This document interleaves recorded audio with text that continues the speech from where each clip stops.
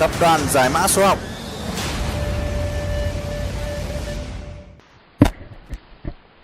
Chào mừng tất cả các anh em mình cùng quay trở lại với kênh YouTube của tập đoàn Giải mã số học.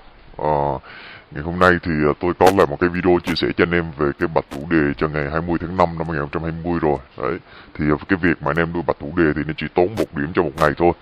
Thì khi mà anh em chơi thì anh em cố gắng là mình sẽ chơi luôn cái dàn đề và mình cộng thêm một ít điểm nữa để mình chơi cho cái bạch thủ đề. Đấy, mà giả sử như mà nó nổ cái bạch thủ đề cho anh em thì anh em sẽ ăn được nhiều tiền hơn cho bạch thủ đề hơn. Còn nếu mà ai muốn nuôi 1 điểm cho một ngày hoặc là 10 điểm cho một ngày, nuôi ít điểm rồi nuôi đấy thì anh em cứ nuôi thôi.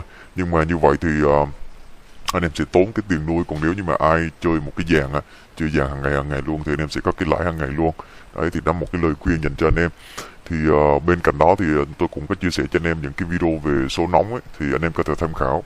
Đấy, thì số nóng thì sẽ tập trung rất là nhiều những cái hạng mục mà anh em có thể tham khảo. Thì để mà truy cập vào số nóng sổ số miền Bắc hàng ngày thì anh em chỉ cần truy cập vào website giải mã số học.net.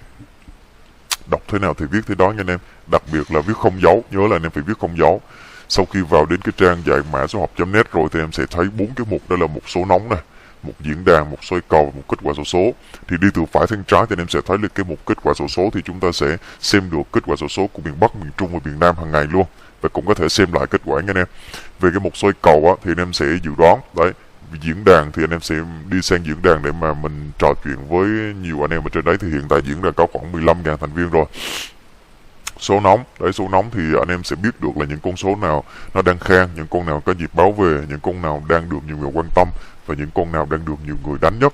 Đấy, thì đầu tiên tôi muốn chia sẻ cho anh em là cái mục số nóng nha anh em. Đấy, khi em kích vào cái mục số nóng thì nó sẽ xuất hiện cái ngày mới nhất. Em chỉ còn kích vào cái hình này thôi. Đấy, kích vào cái hình thì em sẽ thấy được cái mục số nóng cho ngày thứ Tư, ngày 20 tháng 5 năm 2020. Đấy, thì về cái mục số nóng thì vẫn như thường lệ thôi. Anh em thấy là sẽ thống kê cho anh em song thủ lô theo cặp được nhiều người quan tâm nhất. Thì để làm thế nào để có được những con số này anh em, thì chúng tôi dùng phần mềm để mà tổng hợp tất cả những cái trang, đấy, những cái trang mà anh em tìm kiếm này, đấy, rồi anh em soi cầu này, đấy, rồi những cái phần mềm, những cái trang khác, như là mấy cái trang như là mấy cái trang kết quả, rồi mấy cái trang soi cầu, vân vân, tổng hợp là tất cả những cái trang đó để mình có được cái số nóng này. Thì về cái song thủ lô theo cặp được nhiều người quan tâm nhất thì sẽ có trên màn hình là có 0220, 0660, 1991, 7997, 5995 và 8998. Anh em đừng có thắc mắc là tại sao là đưa ra quá nhiều cái con lô như thế này, thì anh em sẽ biết đánh cái con nào. Đấy, thống kê số nóng không phải là khuyên anh em đánh theo những cái con này anh em, mà là giả sử như anh em đã có những cái con lô riêng cho bản thân mình rồi, hoặc là anh em xem ở đâu những cái con lô đẹp rồi, hoặc là anh em ngủ mơ ngày hôm qua anh em thấy là tôi thích đánh cái con này, nhưng mà anh em không biết là mình có nên tin tưởng để mình đánh hay không, thì anh em có thể tham khảo là đây, những con song thủ lô này được nhiều người quan tâm nhất. Thì giả sử như anh em mơ anh em thấy là mình sẽ đánh con 0660 đúng không, nhưng mà mình cũng không biết là bao nhiêu người chơi và thật sự có tin tưởng hay không, thì đây là một cái căn cứ và cơ sở để mà anh em có thể tin tưởng chắc tay hơn. Thì đây chúng ta có những cái cặp số này, tổng cộng chúng ta có 6 cặp số là 12 số. Tiếp theo song thủ lô theo cặp được nhiều người chơi nhất. Đấy, những cái con quan tâm thì chưa chắc họ để chơi, và những cái con họ chơi thì chưa chắc được người quan tâm, nó khác nhau nha anh em. Thì những cái con được nhiều người đánh nhất tới cái thời điểm này, đấy, tới thời điểm này tôi làm video đó là 5995, 2332 và 1551. Đấy, đặc biệt đẹp nhất, đặc biệt tức là đề đây nè, trong ngày 20 tháng 5 đó là 2332, 1551, 0550, 3553 và 0110. Vì sao đẹp? Đẹp tức là có dấu hiệu báo, thứ hai là có cầu báo, thứ ba là được nhiều người tìm kiếm. Đấy, thì đây những con này 2332, 1551, 0550, 3553 và 0110 chủ yếu là tổng năm anh em, tổng năm nhiều hơn. Tiếp theo bạch thủ lô được nhiều người chơi nhiều nhất, cho ngày 20 tháng 5 tới thời điểm này chúng ta có 59, 95 này, đấy, 19 này, 02, 22, 32, 05, 03, 51 và 98. Đây là dãy số được nhiều người chơi. Đấy. Vì cái lô rơi sẽ thống kê là những cái con lô lớn hơn 3 ngày. Đấy, những con lô lớn hơn 3 ngày, tức là nó rơi nhiều ngày đó, được nhiều người quan tâm. thì có 7997, 4664, 355B và 1551 nha em, những con lô rơi. Đấy. Thì nhiều anh em rất là thích chơi lô rơi thì cũng hiệu quả, thì tôi cũng thống kê vào đây cho anh em có thể tham khảo để chơi. Vì cái lô khang thì thường thường thì nhiều người sẽ không có thích chơi lô khang thì sẽ tránh ra. Đấy, chính vì thế là anh em lấy cái số liệu này từ đâu để mà chơi thì anh em cứ truy cập vào giải mã shop.net, anh em sẽ thấy là số liệu những con lô khang này anh em có thể tránh ra, anh em không cần chơi. Đấy, và có 100 con lô thì ở đây tôi thống kê cho anh em là 3, 4, 5, 6, 7, 8, 9, 10, 11, 12, 13, 14, 15, 16. Anh em loại trừ được 16 con số đây rồi. Đấy, đúng không? Đấy, anh em có thể chụp hình lại để mà xem nha anh em. Và đó là những con số trong cái mục số nóng. Tiếp theo nha anh em. Tiếp theo thì đó là cái mục số nóng rồi. Tiếp theo là một diễn đàn thì bỏ qua, anh em biết diễn đàn rồi. Soi cầu. Đấy, soi cầu thì anh em kích vào chữ soi cầu đây. Đấy, thì anh em sẽ thấy là chúng ta có soi cầu miền Bắc, miền Trung và miền Nam nha anh em. Đấy, thì miền Trung và miền Nam thì anh em tự xem đi. Đấy, có ở trên giải mã shop.net rồi. Đấy, thì tiếp theo là anh em kích vào miền Bắc đây. Đấy, thì tôi sẽ chia sẻ cho anh em dự đoán số miền Bắc cho ngày hôm sau.